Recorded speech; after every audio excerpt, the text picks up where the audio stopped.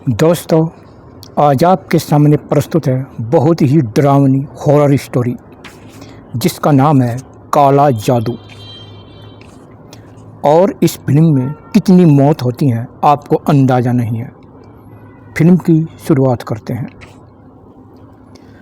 Sunila dance club में जाकर sexy dance करती है और अपने दोस्तों के साथ मौज मस्ती करती है। वह क्लब से बाहर आकर कार में बैठती है, मगर अपने जेठ किशोर को देखकर चौंक जाती है। वह सुनीला को बहुत डांटता है और उसे आवारागर्दी करने से रोकता है। वह जेठ से माफ़ी मांगती है। सुनीला किशोर के छोटे भाई राजेश की पत्नी होती है। राजेश अपने ऑफिस में काम में बिजी रहता है। उनका बहुत बड़ा परिवार होता है। सुनीला घर में किसी की भी नहीं सुनती, मगर किशोर से डरती है। सुनीला अकेले में बैठकर अपने जेठ को रास्ते से हटाने की सोचने लगती है। सुनीला कुछ दिनों के लिए अपने मायके आकर अपने पिता प्रेमी को किशोर के खिलाफ भड़काती है कि वह मुझ पर गंदी नज़र रखता है, मुझे उससे छुटकारा चाहिए।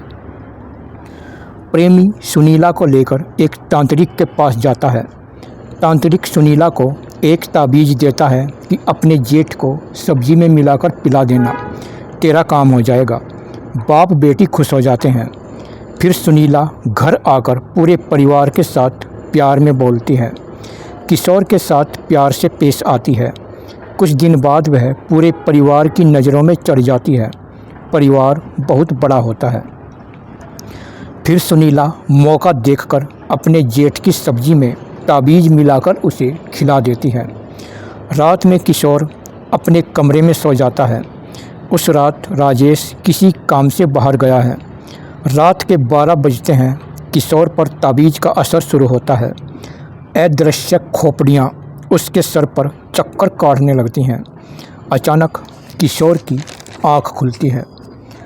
किशोर उठकर सीधा सुनीला के कमरे का गेट खोलता है और उसके साथ ज़बरदस्ती बलात्कार का प्रयास करता है।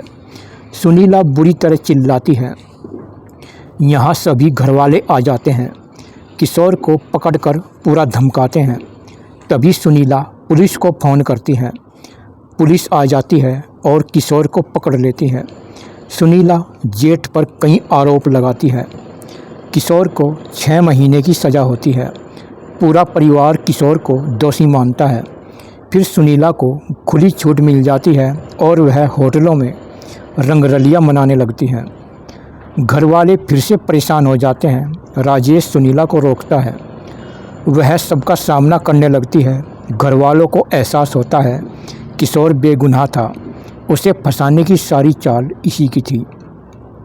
इसी तरह 6 महीने बीत जाते हैं। किशोर सज़ा पूरी करके जेल से वापस आता है। उधर सुनीला क्लब से बाहर आकर कार में बैठती है। तभी एक नकाबपोश सुनीला को चाकुओं से मार देता है। किशोर घर आ जाता है। तभी पुलिस कातिल की तलाश करती है, मगर कुछ पता नहीं लगता। परिवार वाले सोचते हैं चलो अच्छा हुआ सुनीला मर गई। उसकी हरकतों से पूरा परिवार बदनाम हो रहा था। प्रेमी का शक किशोर पर जाता है कि जेल से निकलते ही उसी ने मेरी बेटी को मारा है, मगर कोई भी सबूत नहीं मिलता। पुलिस हार जाती है।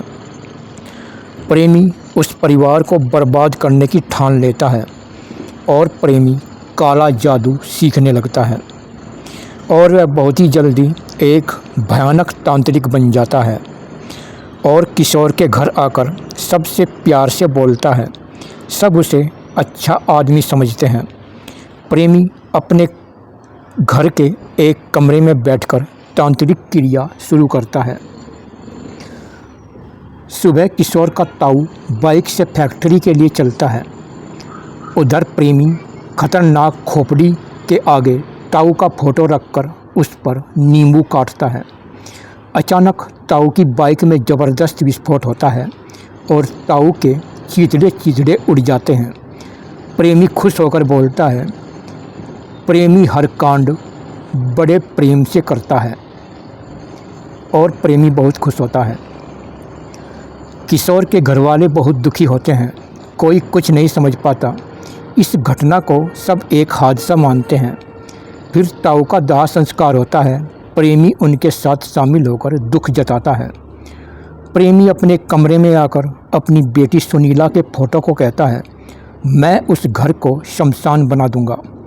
एक बार किशोर राजेश की छोटी बहन अमिता अपने प्रेमी अमित से मिलती है और अपने घर लेकर चलना चाहती है।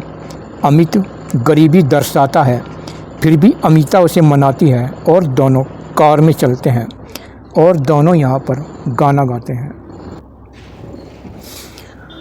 उधर प्रेमी अपने कमरे में अमिता पर पैशाचिक दृष्टि डालता है और डरावनी खोपड़ी के आगे अमिता का फोटो रखता है। दोनों अमिता और अमित कार में चल रहे हैं। अचानक कार से एक बड़ा मटका टकराता है। अमित कार रोककर मटके को देखता है। मटके पर ढक्कन होता है। अमित मटके से ढक्कन हटाता है। उधर प्रेमी खोपड़ी के आगे 2 नींबू एक साथ काट देता है। अचानक ढक्कन हटते ही मटके से 2 डरावने हाथ निकलते हैं और अमित की गर्दन मटके में घुसो देते हैं। अमिता अमित को देखने आती है। अचानक अमित का चेहरा घड़े से निकलता है। उसका चेहरा भयानक कंकाल हो चुका था। अमिता चिल्लाकर भागती है। अमित के हाथ के लंबे नाखून होकर अमिता के पेट के पार हो जाते हैं और इस तरह दोनों मर जाते हैं। और इधर प्रेमी बहुत खुश होता है और कहता है, प्रेमी हर कांड बड़े प्रेम से करता है। और इस बात को बोलकर प्रेमी बहुत हंसता है।